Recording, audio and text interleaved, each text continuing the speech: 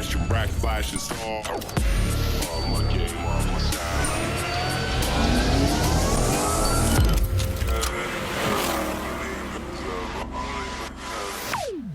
iPhone කියලා පිළිගන්නවා අපේ ද කහ YouTube channel එකට. අද මම අරගෙන ආවේ how to drive නැත්නම් driving tips. මම දාපු driving tips වල episode 3 එක තමයි අද අරගෙන ආවේ. ඉතින් වාහනයක් පාවිච්චි කරන ඕගොල්ලොන්ට වාහනේ සාමාන්‍යයෙන් දිගුකල් පැවැත්මට ඒ කියන්නේ මොනවද ඕගොල්ලන්ට මේ වාහනයක් පාවිච්චි කරනකොට සරලව අපිට ඒ කියන්නේ අපිට ගෙදරදීම බලා ගන්න පුළුවන් මොනවද වාහනයක් සාමාන්‍ය යූස් කරනකොට අපි මොන දේවල්ද දැනුවත් වෙලා ඉන්න ඕනි කියලා පොඩ්ඩක් කියන්න අද අරගෙන ආවේ. කියන්නේ මම එන්ජින් එක සම්බන්ධව අදිටුක්ටක් කතා කරන්න තීරණය කළා. ඉතින් වාහනයක් යූස් කරන ඕගොල්ලන්ට මොනවද ගෙදරදීම සාමාන්‍යයෙන් එන්ජින් එක පිළිබඳව දැනගන්න පුළුවන්. ඉතින් මොනවද සාමාන්‍ය රිපෙයාර් එකක් එන විදිය, ඒතකොට රිපෙයාර් එකක් නැති වෙන්න අපි වාහනේ කොහොමද සාමාන්‍යයෙන් පාවිච්චි කරන්න පුළුවන් කියලා දල අදහසක් දෙන වීඩියෝ එකක් මම අද අරගෙන ඉන්න තීරණය කළා. ඉතින් මම අද තීරණය කළා මේ වාහනේ අරගෙන ඉන්න එන්ජින් එකේ අපි සාමාන්‍යයෙන් අපි අර අපේ බිසි ලයිෆ් එකත් එක්ක අපිට බලන්න අමතක වෙන දේවල්. ඉතින් සාමාන්‍යයෙන් අපි කතා කරොත් එහෙනම් මේකේ එන්ජින් වල ඔයිල් මට්ටම්, එතකොට සාමාන්‍යයෙන් අපේ මේ යූස් කරන කූලන්ට් එක නැත්නම් අපි සාමාන්‍යයෙන් අපේ සිසිලන පද්ධතිය, අපේ කූලින් සිස්ටම් එකේ අපි පාවිච්චි කරන කූලන්ට් එක නැත්නම් අපි වතුර දාලා පාවිච්චි කරනවා නම් එහෙම. එතකොට අපේ බැටරි ලයිෆ් එක, ඒ වගේ දේවල් අපි කොහොමද බලන්නේ? සාමාන්‍යයෙන් ඒ වගේ දේවල් ගැන පොඩි අවබෝධයක් අනිවාර්යෙන් වාහනයක් යූස් කරනකොට ඔයගලන්ට අනිවාර්යයෙන්ම තියෙන්න ඕනේ. ඉතින් සාමාන්‍යයෙන් නැත්තම් මගදී ඔයාට මොනවා හරි අනතුරක් වුණොත් පොඩි දේවල් එන්න පුළුවන්. සාමාන්‍යයෙන් පියුස් එකක් ගිහිල්ලා වාහනයක් සාමාන්‍යයෙන් නතර වෙන්න පුළුවන්. ඒ දේවල් සම්බන්ධව පොඩි දැනුමක් ඔයාලට තියෙන්න ඕනේ වාහනය ඩ්‍රයිව් කරන්න යනවා. ඉතින් අපි එනයි අපේ වීඩියෝ එකට මේ ද කාහම්. ඉතින් සාමාන්‍යයෙන් වාහනයක් යූස් කරද්දී අපිට මේක තමයි අපේ වාහනේ හදවත. නැත්නම් අපි සාමාන්‍යයෙන් කතා කරන්නේ එන්ජින් එක තමයි මේ තියෙන්නේ. ඉතින් වාහනයක් ඔයගොල්ලෝ යූස් කරනකොට සාමාන්‍යයෙන් වාහනයක් ඩ්‍රයිව් කරන්න කලින් උදේට ඔයාලා ස්ටාර්ට් කරන්න කලින් ඔයාලා දැනගන්න ඕනේ දෙයක් තියෙනවා. මෙන්න මේ සිසිලන පද්ධතියේ වතුර මට්ටම නැත්නම් ඔයාලා පාවිච්චි කරන කූලන්ට් එක පිළිබඳ අවබෝධයක් ඔයාලට තියෙන්න ඕනේ. ඉතින් සාමාන්‍යයෙන් ඕගොල්ලෝ වාහනේ කූලන්ට් මට්ටම හැමදාම උදේට බලනවා නම් ගොඩක් හොඳයි. ඉතින් ඔයාලට පේනවා ඇති මෙන්න මෙතන රේඩියේටර් එක තියෙනවා. රේඩියේටර් එකේ ලිඩ් එකක් තියෙනවා. මෙතන එතකොට කූලන්ට් බොක්ස් එකෙත් ලිඩ් එකක් බලා ගන්න හැකියාව තියෙනවා. ඉතින් මෙන්න මෙතන තියෙනවා අපේ රේඩියේටර් එකේ ලිඩ් එක ඕපන් කරන්න පුළුවන්. රේඩියේටර් මූඩිය තියෙනවා. ඉතින් එතකොට මෙතනින් බලා ගන්න පුළුවන් කූලන්ට් ටැංක් එකක් අපිට වෙනම හම්බ වෙනවා. ඉතින් සාමාන්‍යයෙන් ඔයාලා වාහනේ යූස් කරනකොට මේ රේඩියේටර් එකේ ලිඩ් එක ගොඩක් ඕපන් කරන්න යන්න එපා. ඒ කියන්නේ සාමාන්‍ය ඔයාලට ඕන නම් මෙන්න මෙතන මේ කූලන්ට් එක පාවිච්චි කරන අපේ මෙන්න මෙතන තියෙන පොඩි කම්පාර්ට්මන්ට් එක නැත්නම් අපි කියනවා කූලන්ට් එක දාන්න තියෙන අපිට පොඩි ටැංක් එකක් හම්බ වෙනවා. අන්න එතන ඔයාලට පුළුවන් කූලන්ට් මට්ටම බලා ගන්න සාමාන්‍යයෙන් කොච්චර තියෙනවද කියලා. ඒකේ ඉන්ඩිකේටර් එකක් අපිට මෙතනින් බලා ගන්න හැකියාව තියෙනවා. ඉතින් සාමාන්‍යයෙන් මෙන්න මේ ලිඩ් එක ඕපන් කරලා ඔයගොල්ලෝ කූලන්ට් මට්ටම හැමදාම උදේට වාහනේ ස්ටාර්ට් කරන කලින් පරීක්ෂා කරන්න. ඒත් එක්කම එතනින් ආවට පස්සේ ඔයාලට මෙන්න මේ අපිට එන්ජින් එකේ සාමාන්‍යයෙන් ඔයාලා උදේට බලන්නේ ගොඩක් දෙනෙක් බලන්නේ මේ කූලන්ට් මට්ටමයි. නැත්නම් අපි කතා කරොත් අපේ කූලන්ට් මට්ටමට පස්සේ අපි කතා කරනවා මෙන්න මේ එන්ජින් ඔයිල් ලෙවල් එක. ඉතින් මෙතන ඔයාලට තියෙනවා ඩීප් ස්ටික් එක බලා ගන්න හැකියාව ලැබෙනවා. මෙන්න මෙතන තියෙනවා ලෝ, ඒකට මේ ඩීප් ස්ටික් එක වල බලන්න ලෝ ෆුල් කියලා දෙකක් තියෙනවා. ඉතින් සාමාන්‍යයෙන් මේ ලෝ ෆුල් කියලා තියෙන්නේ මෙන්න මේ මට්ටම තමයි. මේ හරියට වගේ සාමාන්‍යයෙන් අපේ එන්ජින් එකේ ඔයිල් එක අපි තියෙන්න ඕනේ. දැන් අපි මෙහෙම දැන් ගත්තොත් මේ ස්ටික් එක වටේටම ඔයිල් එක දුවලා තියෙන්නේ. අපේ එන්ජින් එක දැන් ටිකක් ගිහිල්ලා තියෙන හින්දා. ඔයාලා සාමාන්‍යයෙන් උදේට ගත්තට පස්සේ මේ ඩීප් ස්ටික් එක වාහනේ ස්ටාර්ට් කරන් ගලින් පොඩ්ඩක් උදේට බලන්න ඩීප් ස්ටික් එක අරගෙන මේක සම්පූර්ණ හොඳට රෙද්දකින් පිහදලා ආයිමත් ඩීප් ස්ටික් එක මේකට දාලා බලන්න. ඉතින් සාමාන්‍යයෙන් එන්ජින් එක දුවලා නැති හින්දා සාමාන්‍ය එන්ජින් එකේ තියෙන ඔයිල් මට්ටම පහළටම බහැලා තමයි තියෙන්නේ. ඉතින් එතකොට ඔයාලට හරි මට්ටමක් බලා ගන්න පුළුවන් කොච්චර ඔයිල් ප්‍රමාණයක් මේ ඩීප් ස්ටික් එකේ ගිහිල්ලා තියෙනවද කියලා. ඉතින් සාමාන්‍යයෙන් ඔයාලට පේනවා ඇති මෙතන නම් අපිට හරියට බලා ගන්න විදියක් නැහැ. දැන් එන්ජින් එක ටිකක් දුවලා තියෙන හින්දා.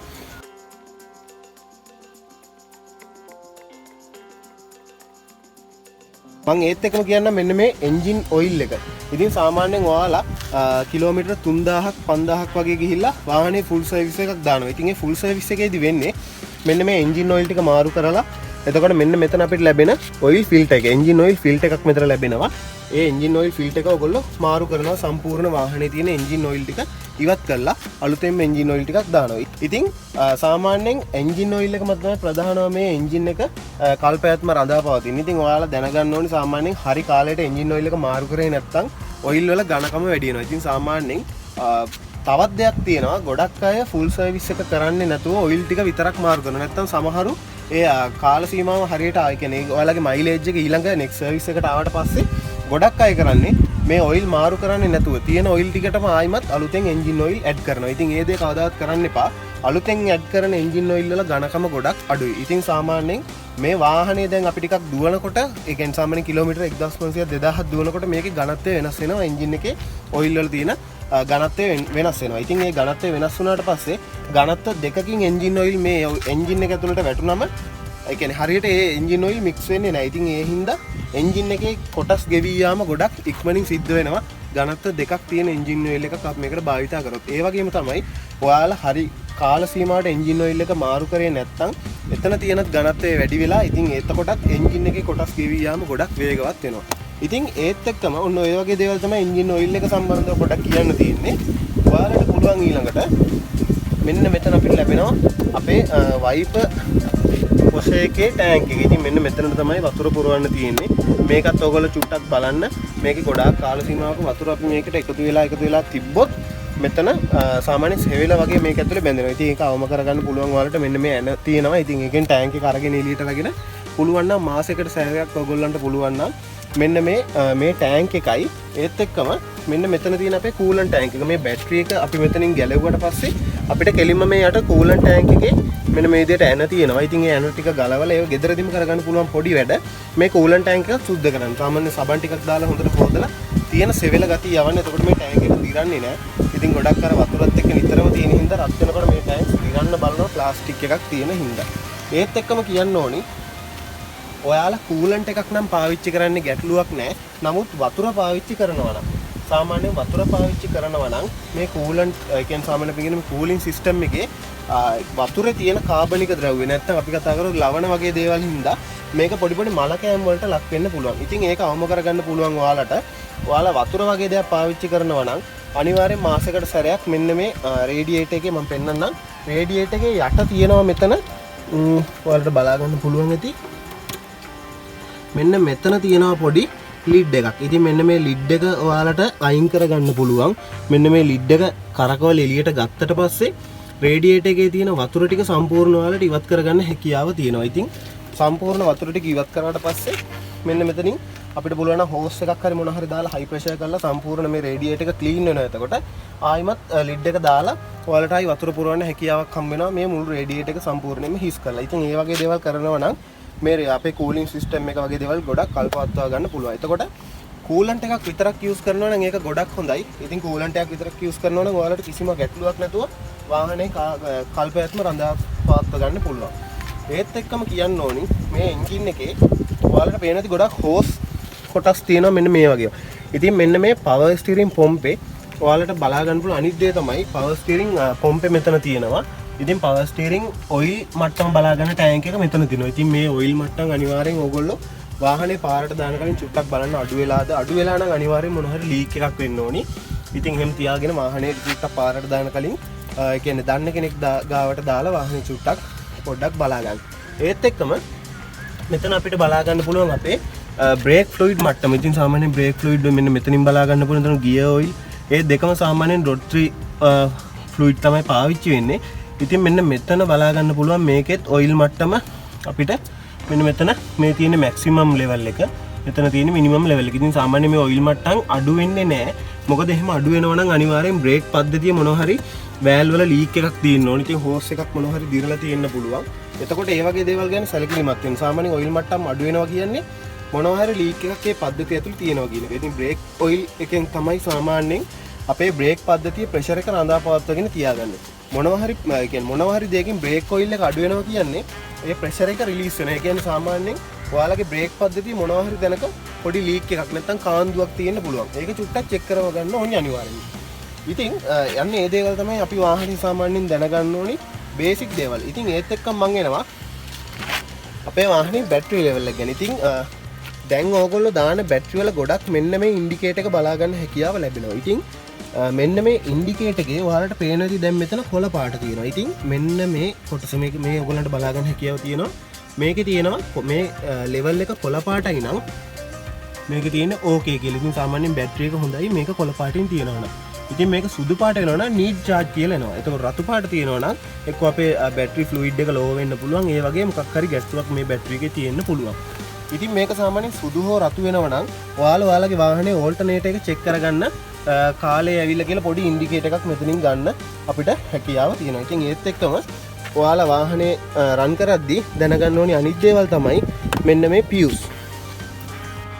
ඉතින් ඔයාලට පේනද මේ fuse board එකේ අපිට මෙන්න මේ ඉස්සරහින් අපිට බලා ගන්න පුළුවන් මෙතන තියෙනවා AC fuse, එතකොට fan 2 අන්න ඒ වගේ අපිට මෙතනින් fuse බලා ගන්න පුළුවන්. ඉතින් ඔයාලගේ වාහනේ මොනවා හරි ගැටලුවක් ඇවිල්ලා ඒ කියන්නේ මොනවා හරි දෙයක් ඔයාලට වැඩ කරන්නේ නැහැ කියලා තේරුණොත් ඔයාලට පුළුවන් මෙන්න මේ fuse ටික පොඩ්ඩක් check කරලා බලන්න. මොකද සාමාන්‍යයෙන් වාහනයක අපි සාමාන්‍යයෙන් කතා කරන wiring එකේ ගැටලුවක් නැත්නම් මොනවා හරි ප්‍රශ්නයක් තිබ්බොත් මේ fuse එකක් ගිහිල්ලා තියෙන්න පුළුවන්. ඉතින් එතකොට main fuse board දෙකක් අපිට මේ කායකේ බලා ගන්න හැකියාව තියෙනවා. ඉතින් ඔයාලා සාමාන්‍යයෙන් මාසයකට සැරයක් වගේ මෙන්න මේ තියෙන clip එක පාවිච්චි කරලා ඔයාලගේ මේ තියෙන fuse සාමාන්‍යයෙන් දැන් පරණ වෙලානේ තියෙන ටිකක් මේ fuse එකම ඔයාලට පුළුවන් මෙන්න මේ විදිහට පොඩ්ඩක් check කරලා බලන්න මේ fuse එකේ තත්ත්වය කොහොමද කියලා. දැන් ඉතින් සාමාන්‍යයෙන් fuse එකක් ගත්තට පස්සේ මෙන්න මේ විදිහට ඔයාලට පුළුවන් බලා ගන්න fuse එකේ මොන හරි ගැටලුවක් තියෙනවා නම් එතකොට මේකේ ඔක්සයිඩ් බැඳිලා තියෙන්න පුළුවන්. මෙන්න මේ අපේ මේ කතා කරන ටර්මිනල් දෙකේ ඔක්සයිඩ් බැඳිලා තියෙන්න පුළුවන්. ඉතින් ඒව සුද්ධ කරලා ඉතින් තියාගන්න පුළුවන් නම් ඔයාලගේ වාහනේ කාල් පැවැත්ම ටිකක් වැඩි. ඒ කියන්නේ සාමාන්‍යයෙන් මේ වගේ දේවල් කරන්න ඔයාලට ෆ්‍රී වෙලාවක් ආවොත් ගෑරේජ් එකකට සර්විස් සෙන්ටර් එකකට යන්න අවශ්‍ය නැහැ. ඔයාලට ගෙදරදීම මේ ටූල් සෙට් තියෙනවා නම් මේක සාමාන්‍යයෙන් පාවිච්චි කරලා ඔයාලට බලා ගන්න පුළුවන්. ඉතින් මේකෙත් අපිට මෙතන ඩිනෝට් කරලා තියෙන මොනවද තියෙන්නේ කියලා. ඉතින් මෙතන අපිට බලා ගන්න පුළුවන් අපිට හෝන් එක කියලා දීලා තියෙනවා. එතකොට එන්ජින් මේන් කියලා තියෙනවා. ඉතින් ඒ වගේ හෙඩ් කියලා තියෙනවා. මේ වගේ අපිට බලා ගන්න හැකියාව තියෙනවා මේ මෙතන තියෙන fuse board එකේ මොනවද මේක අවශ්‍ය වෙන්නේ. ඉතින් ඔයාලට මොන හරි එහෙම ගැටලුවක් ආවොත් ඔයාලා චුට්ටක් බලන්නේ fuse එහෙම මොන දෙලා තියෙන නැත්නම් fuse එකක් ගිහිල්ලා තියෙන්න පුළුවන්, කැඩිලා තියෙන්න පුළුවන්. එහෙම આવොත් fuse එක ඔයාලට මාරු කරගන්න හැකියාව තියෙනවා. ඉතින් සාමාන්‍යයෙන් ඔයාලා වාහනයක් යූස් කරන කෙනෙක් හැටියට සාමාන්‍යයෙන් අපි කතා කරන ඇම්පියර් 10 15 fuse ටිකක් ළඟ තියාගන්න. හදිස්සියක් වුණොත් ටක් ගාලා ඔයාලට මොන හරි රැයක වුණත් අවශ්‍යතාවයක් වුණොත් ටක් ගාලා fuse එක මාරු කරගන්න හැකියාව තියෙනවා. ඉතින් ඒත් එක්කම කියන්න ඕනේ සාමාන්‍යයෙන් එන්ජින් එක ටික දවසක් ඔයගොල්ලෝ සාමාන්‍යයෙන් මොන හරි එන්ජින් එකේ මිස් එකක් හරි මොනවා හරි වගේ ඔයගොල්ලන්ට දැනෙනවා නම් මෙන්න මෙතන මේ plug tops පොඩ්ඩක් උස්සලා බලන්න. වාහනේ සාමාන්‍යයෙන් plug වලට oil ඇවිල්ලා තියෙනවද අන්න ඒ වගේ දේවල් චුට්ටක් ඔයාලට ගෙදරදීන් බලා ගන්න හැකියාව දිනද මේ විදිහට plug top එක උස්සලා බැලුවට පස්සේ plug එක අපිට මෙතනින් බලා ගන්න හැකියාව තියෙනවා. ඉතින් මොන හරි ගැටලුවක් තියෙනවා නම් අපිට බලා ගන්න පුළුවන්. මොන හරි ගැටලුවක් තියෙනවා නම් මෙතන plug එකේ oil මොන හරි තියෙනවද ඒක අපිට බලා ගන්න පුළුවන්. පොඩ්ඩක් බලන්න මෙන්න මේ අවට මෙන්න මේ සිලින්ඩර් කාර කොටස සාමාන්‍යයෙන් වියලිව තමයි තියෙන්න ඕනි. ඉතින් සාමාන්‍යයෙන් මොනවත් ඒකේ oil ගතියක් වගේ එහෙම තියෙන්න බෑ. ඉතින් මොන හරි තියෙනවා නම් මෙන්න මේ උඩ තියෙන රින්ග්ස් වලින් හරි මොන හරි එහෙම ටැපර් සීල් වලින් හරි oil කාන්දු වීමක් වෙන්න පුළුවන්. ඉතින් එතකොට චුට්ටක් ඒවා චෙක් කරගන්න ඕනි. රබර් සීල් තියෙන හින්දා ඒවා සාමාන්‍යයෙන් රත් වෙනකොට දිරන්න පුළුවන්. හොඳ සීල් එකක් ඔයගොල්ලෝ වාහනේට පාවිච්චි කරන්න මොනවා හරි එහෙම රිපෙයාර් එකක් කරනවා නම් ජෙනුයින් කොටස් දාන්න. ඉතින් එතකොට සාමාන්‍යයෙන් අර එවෙලට ලාභය බලනට වැඩිය සාමාන්‍යයෙන් ගානේ ප්‍රශ්නයක් නැතුව ඔයගොල්ලෝ වාහනේට ජෙනුයින් කොටස් දානවා නම් වාහනේ කල්පැවැත්ම වැඩි කරගන්න හැකියාව තියෙනවා. ඉතින් ඔයාලට කියන්න ඕනේ විශේෂම දෙයක් තමයි සාමාන්‍යයෙන් ඔයගොල්ලෝ වාහනයක් සතියකට සැරයක් වගේ මේ වාහනේ තියෙන ලයිට්ස් ඔක්කොම දාලා බලන්න මේවා වැඩ කරනවද කියලා. එතකොට මොනවා හරි ප්‍රශ්නයක් තිබ්බොත් වයරින් එකේ ඔයාලට මොනවා හරි ගැටලුවක් තිබ්බොත් ඒක ඔයාලටම ගෙදරදී ටක් ගාලා ටච් වෙනවා. එතකොට ඒක ටක් ගාලා පිළීමක් යොදා ගන්න පුළුවන්. ඒත් එක්කම මේකේ අපිට අපි කතා කරොත් සාමාන්‍යයෙන්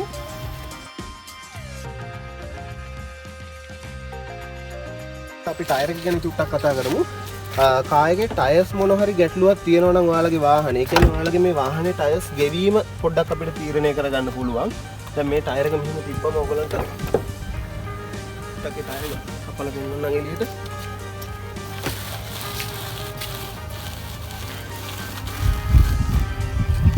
ඉතින් මේ විදිහට අපිට ඕනනම් අපේ ටයර් එක බලා ගන්න පුළුවන්. මේ ටයර් එකේ දැන් මෙතන ඔයාලන්ට බලා ගන්න පුළුවන් ගැටලුවක් නැතුව ටයර් එක ඒකාකාරී විදිහට සාමාන්‍යයෙන් හොඳට පාරට ටච් වෙලා තියෙන අපේ වැල්ලත් එක්ක අපිට බලා ගන්න පුළුවන්. මේ ටයර් එකේ දෙපැත්තම හරි ගානට පාරට ටච් වෙලා තියෙන. ඒ කියන්නේ මොන හරි ඇලයින්මන්ට් වල ඔයගොල්ලන්ගේ වාහනේ අවුලක් තියෙනවා නම් මේ එක පැත්තක් සාමාන්‍යයෙන් වාහනේ ටයර් එක ගෑවෙන්නේ නැතුව තියෙන්න පුළුවන්. නැත්නම් වැඩිපුර පැත්තක් ගෙවිලා තියෙන්න පුළුවන්. ඒත් එක්කම ඔයාලට බලා ගන්න පුළුවන් මෙන්න මේ අපේ ටයර් එකට එන ජොයින්ට් කොටස්. ඉතින් ඒකත් මම පොඩ්ඩක් පෙන්නන්නම්.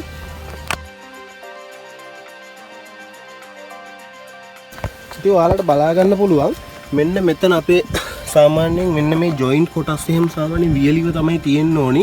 ඉතින් මේකේ මොනවා හරි ගැටලුකාරී තත්ත්වයක් තියෙනවා නම් අපිට ගෙදරදී මේක බලා ගන්න පුළුවන් මොන හරි ඔයිල් ලීක් එකක් තියෙනවද, එතකොට බ්‍රේක් වල මොන හරි ගැටලුවක් තියෙනවද කියලා අන්නේ දේවල් අපිට මෙතනින් බලා ගන්න හැකියාව තියෙනවා. ඉතින් ඕගොල්ලෝ වාහනේ යූස් කරද්දී සතියකට සැරයක්වත් සාමාන්‍යයෙන් මේ දේවල් චුට්ටක් බලන්න. ඒත් එක්කම තමයි අනිත් දේ ඔයගොල්ලෝ සැලකිලිමත් වෙන්න ඕනේ මේ ටයර් ප්‍රෙෂර් එක සම්බන්ධව. ඉතින් සාමාන්‍යයෙන් ටයර්ස් හතරෙම ප්‍රෙෂර් එක හරියට තියෙනවද කියලා ඕගොල්ලෝ වාහනේ ධාවනය කරන්න කලින් පාරට දාන්න කලින් චුට්ටක් ඒ දේවල් ගැන සැලකිලිමත් වෙන්න. ඉතින් වාහනේ මේන් ෆියුස් බෝඩ් එක මෙතන තියෙනවා. තව එක ෆියුස් බෝඩ් එකක් වාහනේ ඇතුළෙත් අපේ ඩෑෂ්බෝඩ් එක ළඟ බලා ගන්න හැකියාව තියෙනවා.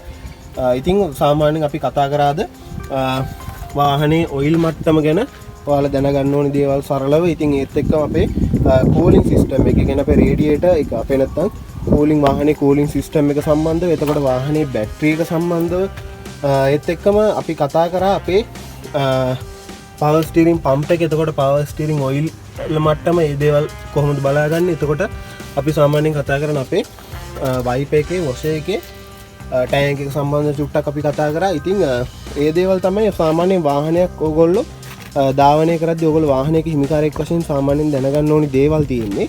ඉතින් අද ගෙනාපු වීඩියෝ එක යූස්ෆුල් කියලා හිතෙනවා නම් අපිත් එක්ක දිගටම එකතු වෙලා ඉන්න ද කාහබ් YouTube channel එක subscribe කරන්න. වීඩියෝ එක පුළුවන් තරම් share කරන්න. මොකද සාමාන්‍යයෙන් මේ දේවල් දැනුවත් නැති කෙනෙක් ඉන්නවා නම් මේක බලලා සාමාන්‍යයෙන් පොඩි අවබෝධයක් එයාලට ගන්න පුළුවන් වාහනේ මොන වගේ use කරන්න ඕනි කියලා. ඉතින් මම බලාපොරොත්තු වෙනවා මේ වගේ අලුත් වීඩියෝ එකක් ඔයාලට අරන් එන්න. සාමාන්‍ය වාහනේ ටෙක්නිකල් පැත්ත ගැන තව වීඩියෝ එකක් ඉස්සරහට අරන් එන්න බලාපොරොත්තු වෙනවා. driving tips episode 4 එකෙන්. ඉතින් අලුත් වීඩියෝ එකකින් හම් වෙනකන් හැමෝම පරිස්සමින් ඉන්න. හැමෝටම තෙරුවන් සරණයි. මම ද කාහබ් YouTube channel එකෙන් දෙවුමින චාලුක.